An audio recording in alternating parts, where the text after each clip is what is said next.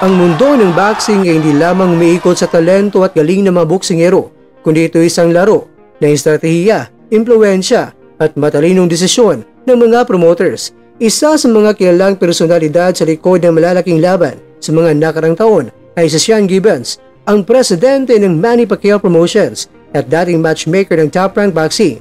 Ngayong darating na December 17, muling nabuhay ang diskusyon ukol sa kanyang impluwensya matapos mapabalita ng laban ni Naoya Inoue na kasalukuyang undisputed Super Bantamweight World Champion at ang rising Mexican contender na si Alan David Ray Picasso Romero sa Saudi Arabia. Marami ang nagtatanong, bakit tila mabilis at biglaan ang pagkaayos ng laban na ito? Ang sagot ng marami sa likod ng eksena ay walang iba kundi itong si Sean Gibbons ang may pakana. Bilang isang veteranong promoter, kilala si Gibbons sa kanyang husay sa pagdiskarte upang makakuha ng malaking exposure at purse ang kanyang mga boksingero. Ngunit higit pa roon, may impluwensya siya sa matchmaking lalo na sa mga kilalang boksingero sa Asia gaya ni Inoue. Hindi lingid sa kaalaman ng mga boxing insiders na may koneksyon si Gibbons sa mga Japanese boxing promoters at broadcasters dahil na rin sa kanyang aktibong papel sa mga laban ng mga Pilipinong boksingero sa Japan gaya ni Jerwin Ancas, Jonas Sultan, Vincent Astrolabio, Marlon Tapales at iba pa. Ang koneksyon niyang ito ang ginagamit niya upang makialam sa pagbuo ng mga laban kahit na hindi siya opisyal na promoter ng boksingerong sangkot. Bagkus, bilang middleman o strategist, hindi rin may tatanggi ang timing. Sa kabila ng matagal ng sigaw na mataghangan na si Inoue, ay dapat umarap kina Morjan Akmal Ali o di kay John Real Casimero. Isang hindi inaasang pangalan ay nilabas, si Alan Picasso. Bagamat may talento si Picasso, hindi siya top tier sa ranking sa mga pangunahing sanctioning bodies. Kaya ang tanong, bakit siya? Ayon sa mga ulat, may papel si Gibbons sa paglapit sa mga koneksyon niya sa Middle East upang i-push si Picasso na hawak ng mga Mexican promoters na kilala rin niya. Sa madaling salita, si Gibbons ay naging tulay upang itulak ang laban sa pagitan ni Inoue at ni Picasso na may bayad ng business maneuver kaysa sport merit. Sa karanasan ni Gibbons sa pagtataguyod ng mga laban sa Middle East, lalo na sa Saudi Arabia na ngayon ay agresibo sa pag-host ng combat sports events, alam niyang may malaking pera ang ganitong venues. Ito ang eksaktong dahilan kung bakit siya gumalaw. Kung si Inoue ay makakakuha ng malaking purse mula sa isang hindi gaanong delikadong kalaban gaya ni Picasso, habang ang organizers naman sa Saudi ay may headline fighter sa katauhan ni Inoue, win-win ito para sa lahat, maliban sa mga fans na umaasa makikita si Inoue sa mas mahirap na pagsubok. Bukod pa rito, isa pang indikasyon ng kamay ni Gibbons sa likod ng laban ay tahimik ngunit mabilis sa pagkakasa ng event.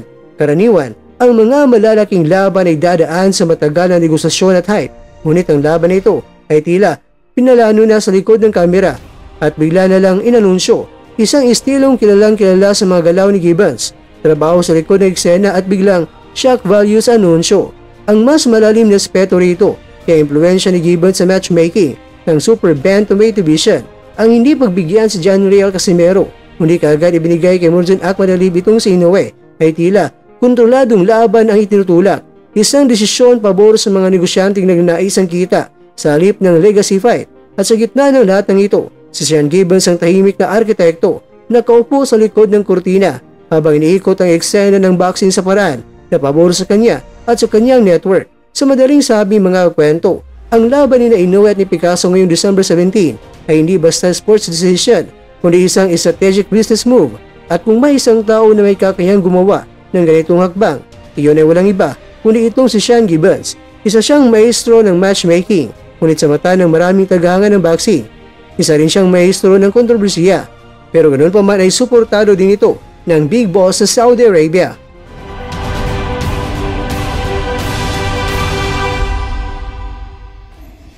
Times. Itong si Astrolabio umataw na sa ensayo sa Pinas. Naghahanda na dahil ilang mga linggo o araw na lang ay lilipad na sa Amerika para ipagpapatuloy ang ensayo niya dahil may laban siyang paparating ayon sa ibinunyag ng promoter niya. Kaya good luck Asero ng Pinas. Excited na kami sa iyong times 10 na lakas.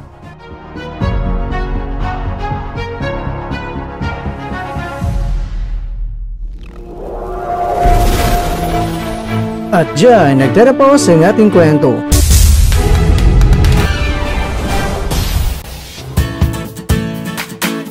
Maraming salamat mga kakwento sa inyong panonood. Pero baka naman mga kakwento ay nagustuhan niyo po ang kwento natin ngayon. Baka pwede niyo po akong mabigyan dyan ng like, subscribe at pa-click na rin sa bell button.